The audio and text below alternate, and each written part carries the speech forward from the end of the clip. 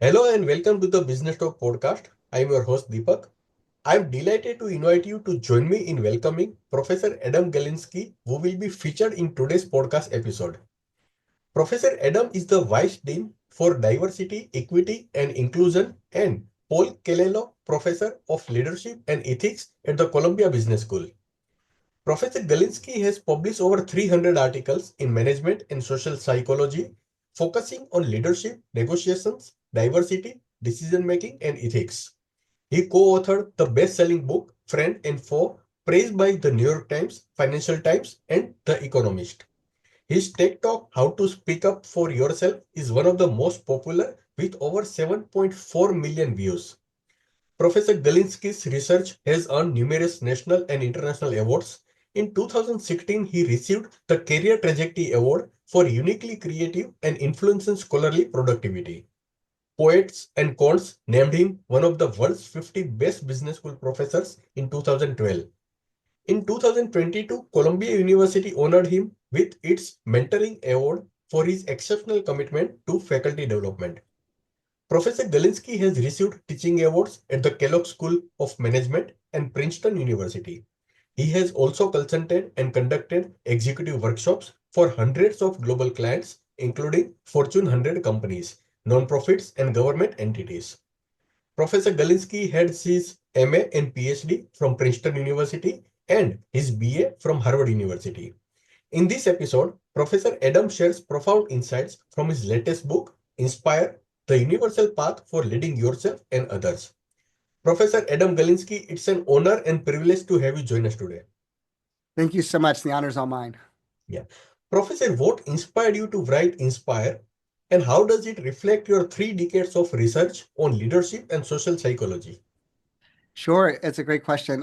What really inspired me to write this book was two events happened very close together. One was my father passed away in 2006, in January 2006, and I was going to write a memorial speech for him that was going to be delivered in March of 2006, a little bit later because he was a professor at University of North Carolina.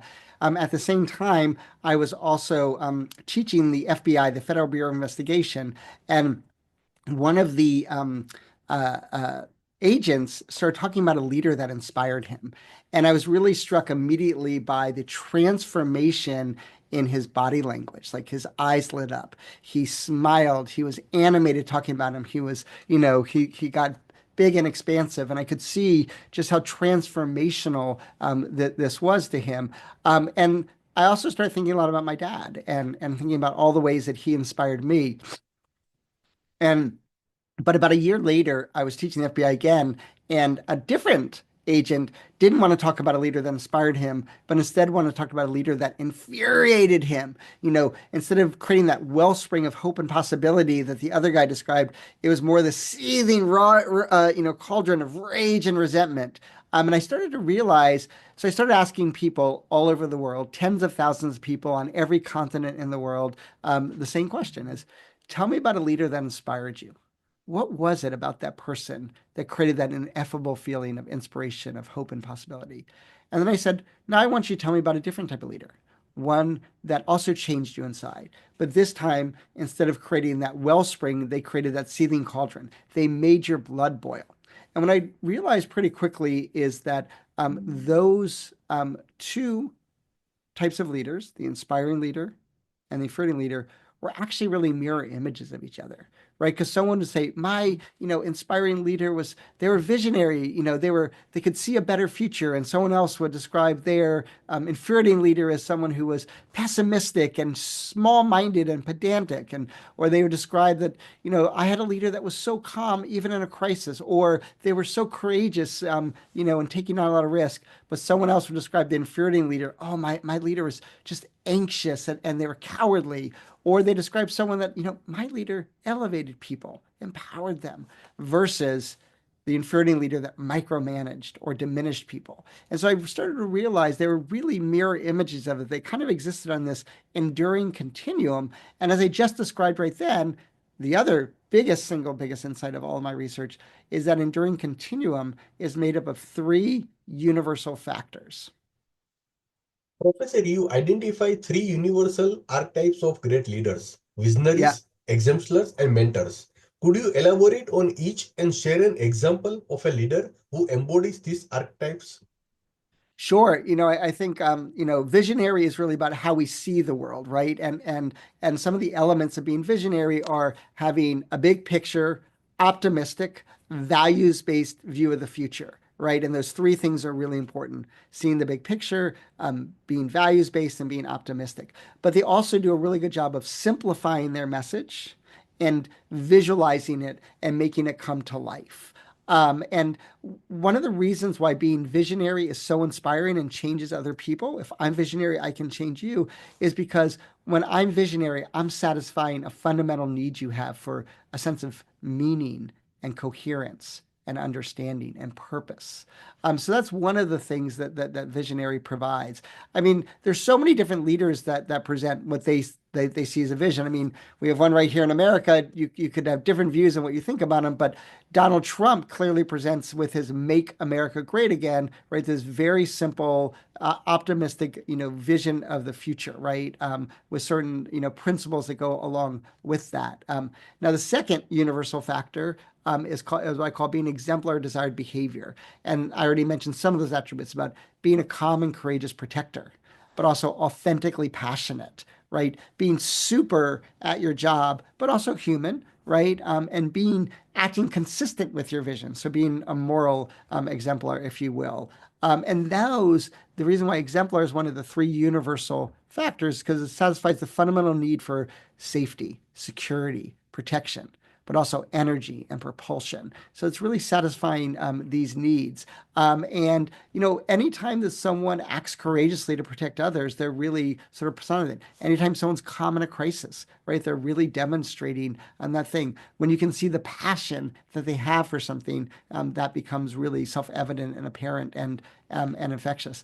And then the third factor is to how we interact with others. And that's what I call being a mentor, inspiring mentor. And that really satisfies the fundamental human need for, I want to feel like I'm included and belong, but also that you respect me, you admire me, you give me status, you grant me that status. And how do we inspire people through our mentorship? We empower people by giving them opportunities and responsibilities. We elevate them by giving them credit for their contributions, and we empathize them by trying to understanding where they're coming from. In your book, you highlight how inspiring leaders are not born, but created through behavior, words, and presence. So, what are some practical strategies for individuals to develop their inspirational qualities?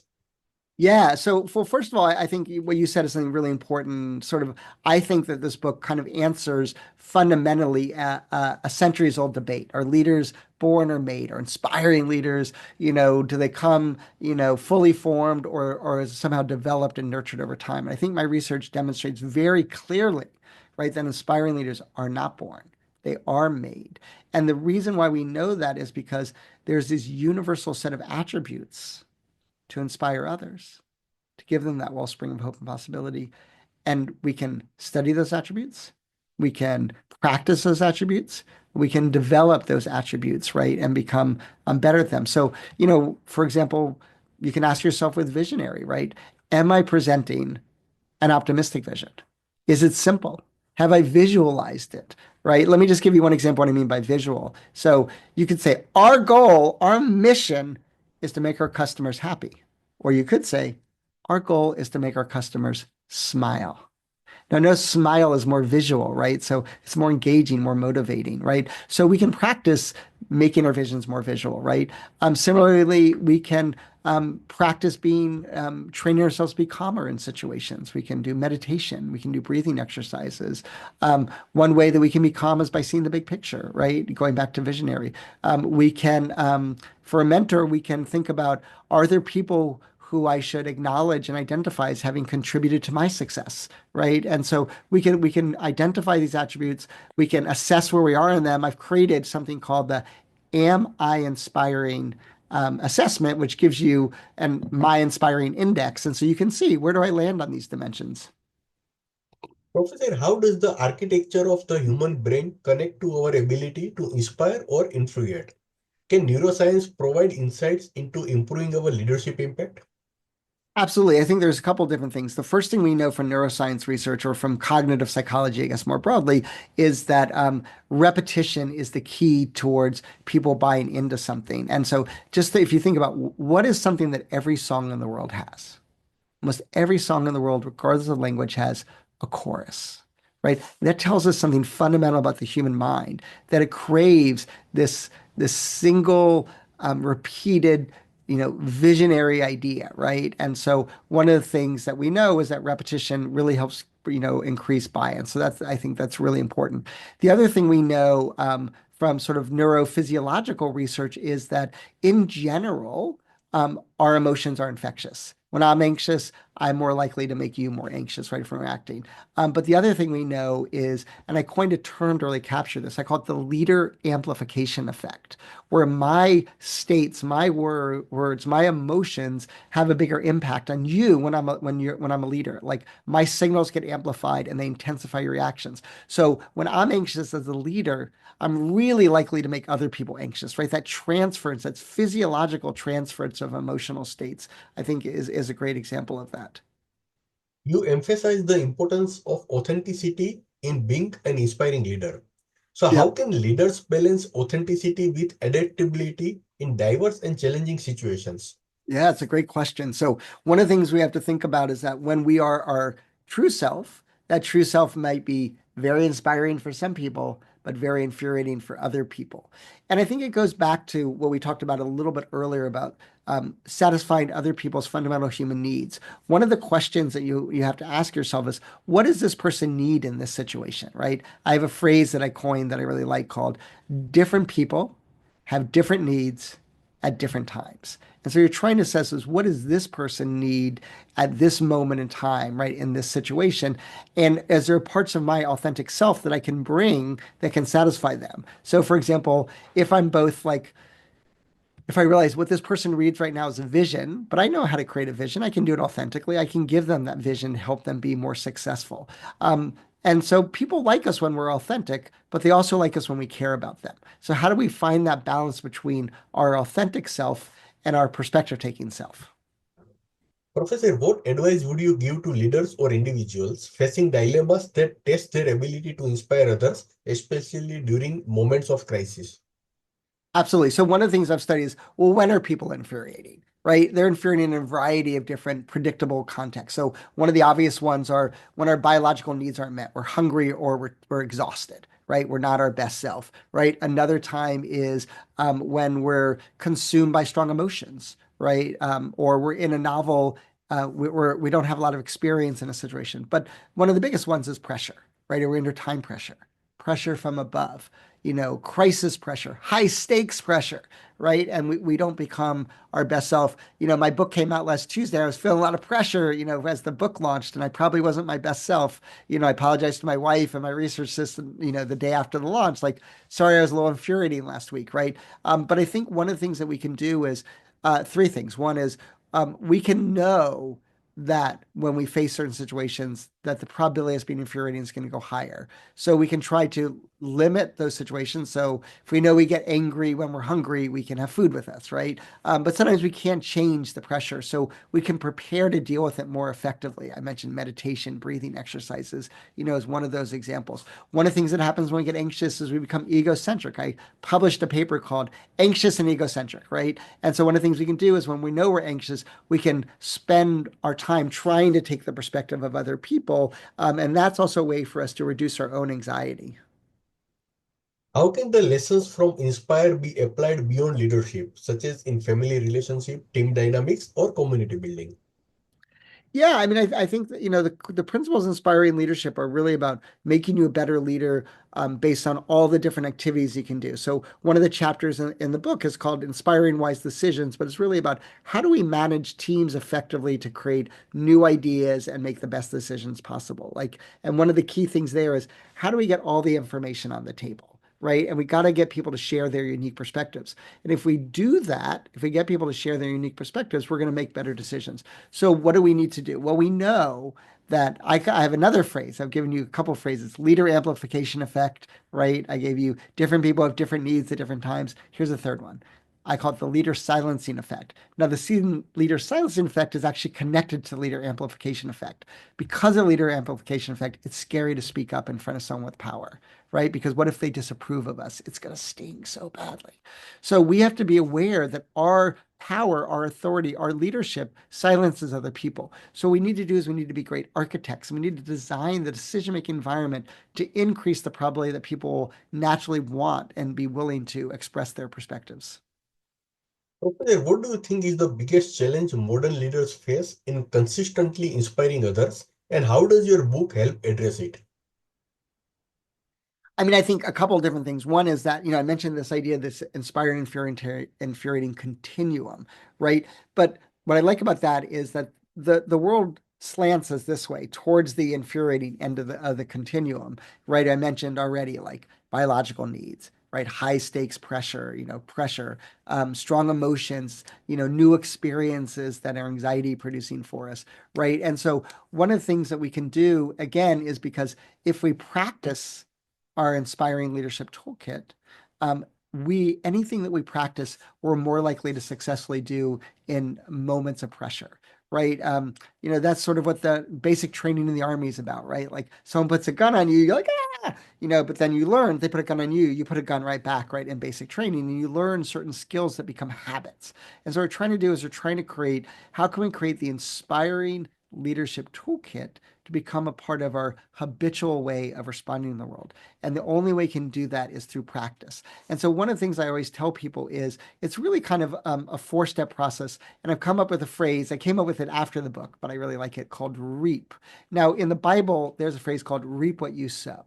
And what that means is what we put out in the world comes back to us in similar form. If we put inspiration out, we're going to get inspiration back. If you put infuriation out, you're getting infuriation back. But my REAP is a homonym, meaning it's a different spelling of the original REAP, which was REAP. Mine is REIP, and it's an acronym. So it starts with reflection. We can reflect on our own experience. When were we recently inspiring versus infuriating? Then we can think about the leaders in our life that do inspire us. What is it about them that inspires me, and how can I emulate that? So the R is reflection, the E is emulations. Now let's turn those reflections and those emulations into intentions. I'm going to make one commitment. So for the next month, I'm going to try to simplify my message, right? Or the next month, I'm going to try to remain calm, or even when things get pressure filled. Or for the next month, I'm going to try to elevate someone and highlight their contributions. Every day, try to highlight a different person's contributions. And then we practice that over the next month. That's the P. So reflections, emulations, churned into intentions that become a monthly practice. Then we're going to more likely to develop those into a habit. In your research and personal experience, what has been the most surprising discovery about the nature of inspiration and its impact on people? I mean, I think probably it's the leader amplification effect, right? This idea that all of our behavior when we're a leader, whether it's good or bad, whether it's even, be verbal or nonverbal, like has a huge impact. And so, just three examples I'll give of that, right? My first day in grad school, 1993, Princeton University. I'm in a class where the professor, it's a, like 11-person class, and very small, with a future Nobel Prize winner, Danny Kahneman. And I say a comment, and then he immediately does four things, right? He crosses his arm, he scrunches his face, he shakes his head, and he says, "That's not right at all." Right. And that just felt so crushing to me, demoralizing, humiliating to me. It would take me weeks to speak again, right? And so recognizing, right, that like these offhand, for him, it's like, that's just not the right comment. But for me, because of his leadership, because of his authority, because of the respect I had for him, it became, so debilitating. And so I think the leader amplification, even the phrase, "Hey, come by my office at 2 p.m. I need to talk to you," right? When that comes from a boss, it sends shivers down your spine, right? Or even silence. Like someone sends an email like, "I'll get to that on Monday," and the person's like, "Why haven't they responded? Oh my God, are they mad at me?" And I tell a story in the book, which I really love. Is Barry Salzberg became CEO of Global Deloitte, hundreds of thousands of employees. And about 6 months in, he knows that there's bananas at every meeting. He's like, "Well, are bananas an important symbol of delight that I didn't know about? Does someone important really love bananas? So he went up to his assistant and said, hey, why do we always have bananas at every meeting? She said, oh, it's because you love bananas. He's like, wait, what? And so apparently in the first meeting, his assistant was paying very close attention to everything he did. And he picked up a banana. He's like, ooh, banana. He seemed a little excited. And she's like, okay, we must have bananas at every meeting Barry's at. He loves bananas. That was nonverbal. He didn't even say anything. And so probably that's the biggest surprise. Professor, my last question. What's one message or principle from Inspire that you hope every reader takes away and applies in their lives? Yeah, I would say a couple things. One is each and every one of you out there listening, you can be more inspiring tomorrow than you were today. All it takes, again, is those reflections, those emulations, those intentions, and that practice. But the final one is this, is that the easiest thing to implement is every day over a morning cup of tea or breakfast or coffee, just reach out to one person and say, hey, I just want to let you know you're important to me. You did a great job on that task. I want to thank you for something you did for me. And there's a CEO that said he would do that every day. And he said, I started doing it because I was like, I want to put a skip in their step, right? I want to put a skip in Deepak's step. So I'll send him a note that says, hey, Deepak, I loved our conversation. You're great. Ask great questions on your podcast. I really appreciate it. But he said, then Deepak will write back and say, oh, thank you so much. That means so much to me. I enjoyed our conversation too. And he said, now that puts a skip in my step. Like I intended to help him, but it's actually helping me. And my colleague, Kathy Phillips, my late colleague, unfortunately, who passed away, she used to have this phrase, pour love into other people. But she also acknowledged, she's like, do you know why I pour love into other people? Because I want them to pour love into me. And the best way to get love back is to give love. Um, and so I think that's the principle, is always be thinking about acknowledging the contributions of those around you. Professor Adam, it has been an honor and privilege to have you join us today. Thank you for sharing your expertise and for being a source of inspiration to so many. We look Thank you forward so to much for seeing, having me. yeah, we look forward to seeing how your work continue to shape the future of leadership and social dynamics. Thank you, our listeners. We hope you found today's discussion insightful, and we did. Thank you once again, Professor Adam Galinsky. Thank you so much. I had such a great time having a conversation with you, Deepak. Thank you.